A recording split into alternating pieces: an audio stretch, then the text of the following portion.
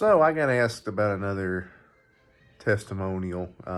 This is not like the other ones, but a couple of years ago, I was driving through Shreveport. Shreveport. There's no S. Shreveport. I was driving through Shreveport, Louisiana, and I was going back to the airport and to fly back home. And I hadn't eaten lunch. I hadn't eaten breakfast that day. It was lunchtime. And, a lot of big airports are nice with a lot of nice restaurants in them, but Shreveport Airport's not got that many dining options. And I was just going to grab something real quick. And I took off on the exit that had a Whataburger. I like Whataburgers. There's nowhere near me in Georgia. I see them in Texas and Mississippi and Louisiana and Alabama, but I don't see any here. There may be some in other parts of Georgia, just not where I live. And I thought, well, I'll go to buy Whataburger. So I pull off and go through. I just wanted the burger and a drink. I really didn't want fries. And they gave me the combo and also gave me extra fries. I didn't realize it. I'd already pulled around. And I thought, well, they're already in my bag. So I ate the burger. And right next to that Whataburger was a gas station. It was a Chevron or a Shell or something. And I thought, let me get some gas for the rental car and I'll go on my merry way. And when I pulled in the gas station, there was a couple sitting there behind the gas station. They were laying out.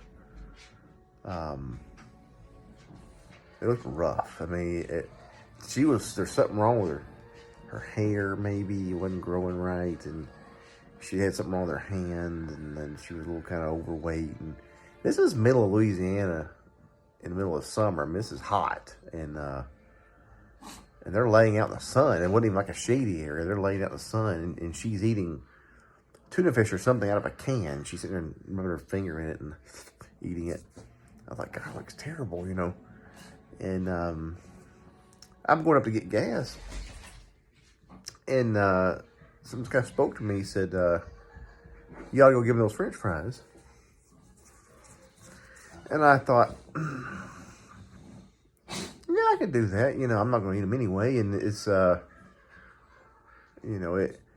it'd been middle of the night, I don't know if I'd gone back behind this gas station, but it was middle of the day. And I was not sure. So while I was filling up the car, I went back there and I told him, I said, hey, I've got 2 orders of French fries here. I'm not going to eat them. I haven't done anything to them. They're fine. Would you like them? You're welcome to have them. And they said, oh, thank you. And they took them. They're very grateful. And then the man started telling me something about needing some money, and I gave him what I had. It wasn't much. And I said, well, God bless you. God's got some good things in mind for us all, And he started talking about God, and we started going back and forth, and I could tell he had grown up in church. He was preaching at me, we're kind of going back and forth and talking about the good things of God. It was a good conversation, and then she jumped up and she said, can I hug you? I said, sure. So she came up and gave me a big hug, and he said, she's pregnant.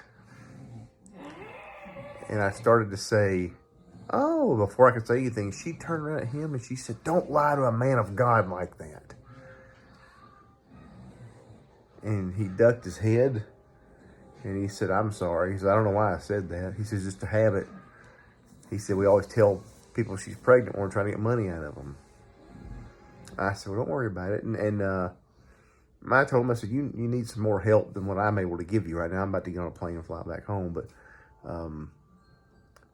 we tried to talk about giving some advice, some churches around trying to find one to get some help, and thanked him and we prayed. And I drove off back to the gas station, and I thought, I got a blessing out of that.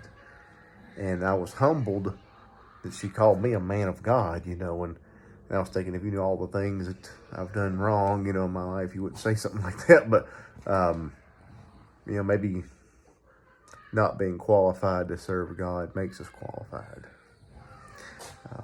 Anyway, it was just a hopefully help them out, and it definitely helped me out. And it was something just so small, you know, like that little still small voice. Let's go say something to them, you know, give them those French fries. You don't want them, you know. Anyway, I thought I'd share that little story with you. It's not much, but it's just another example of what happens when you listen. Thank you.